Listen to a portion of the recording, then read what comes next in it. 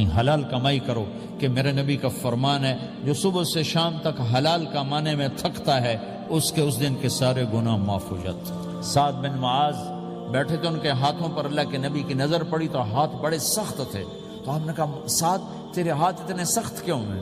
کہا جی میں اپنے باغ میں خود کام کرتا ہوں، سخت ہو گئے۔ تو آپ نے سعد کا ہاتھ پکڑا اور ایسے چوما اور کہا اپنے بچوں کو حلال کھلانے جو ہاتھ ایسا ہو جائے گا اس پہ جہنم کی آگ حرام ہو جائے گی۔ حلال کمائی کرو کہ میرے نبی کا فرمان ہے جو صبح سے شام تک حلال کمانے میں تھکتا ہے اس کے اس دن کے سارے گناہ معاف ہو جاتے۔ سعد بن معاذ بیٹھے تھے، ان کے ہاتھوں پر اللہ کے نبی کی نظر پڑی تو ہاتھ بڑے سخت تھے، تو ہم نے کہا سعد تیرے ہاتھ اتنے سخت کیوں ہیں؟